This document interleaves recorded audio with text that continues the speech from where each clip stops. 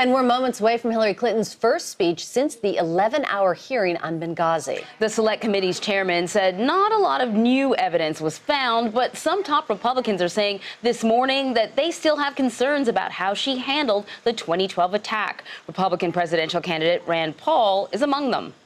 She's going to have a tough time convincing the American public that she will defend our country because she sent an ambassador into harm's way and didn't provide him with adequate defense. You know, I think she ran this strong campaign against President Obama saying she'd be there for the 3 a.m. moment. I do think this was her 3 a.m. moment, and she, when she was called, didn't provide adequate security in Benghazi, and she's never getting away from that. I think it will preclude her from being commander-in-chief. I don't think the nation will elect her because she didn't provide an adequate defense for the ambassador. Steve Chaggaris is here from Washington. He is our senior political editor. Steve, you heard what Senator Rand Paul had to say, so I take it that this is not the end of the road when it comes to this Benghazi issue. It has not been put to rest?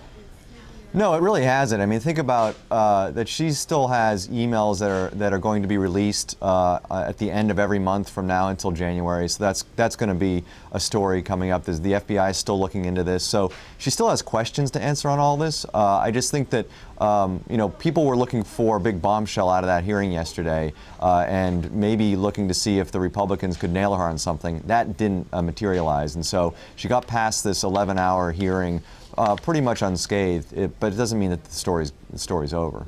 Steve, how about Clinton's campaign? Is it any different today? Does she have the ability, after her performance, to attract more supporters from within her party, maybe pull some supporters away from Bernie Sanders?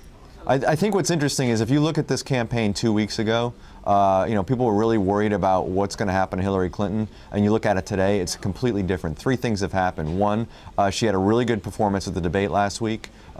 Secondly, Joe Biden decided not to run for president, and third, she didn't get dinged at all in that 11-hour hearing yesterday. So I think all those three things add up to a really a very good week for Hillary Clinton. I think you're going to see Democrats in polling moving forward. You'll see Democrats really, I think, looking at her in a more positive light, and I think you'll see her numbers stabilize, if not go up a little bit, because of what's happened over the last 10 days. You know, but the general consensus was that there was no new information, that what we heard in her testimony is pretty much what we heard before as well. So how do you think Clinton's honesty will play with voters? That is one of the issues that she has. Some people don't find her trustworthy, and I'm particularly thinking about independent voters who could lean either way. That's the real big question here. I think what we've seen out of this hearing is you'll see Democrats really coalescing around her and digging in and saying this was political, and maybe her honesty numbers, you know, stabilize or go up a little bit because of that among Democrats. Republicans, on the other hand, are going to continue to think that she's dodging questions and she's evading questions. So that's going to stay the same. The question is, what did independents think when they watched this yesterday? I don't know the answer to that yet. We'll see what happens in polling. But again, they didn't really nail her on anything, and so it might, you know, it would be interesting to see if her numbers go up a little bit among independents there. Steve, how about Lincoln Chafee? He dropped out of the Democratic race this morning. Does this impact the three remaining candidates? No. This might be the most attention he's getting, right? This is a guy who never has run for office as a Democrat. He was a Republican and later an independent, but never ran as a Democrat. He raised about $400,000 for his campaign, which was about 142 days long. Most of that money, all but about 36,000 of it, was his own money. And he was averaging at 0 in the polls. And so to figure out what kind of impact that's going to have, I can tell you it'll have no impact. Nobody even was paying attention to Lincoln Chafee.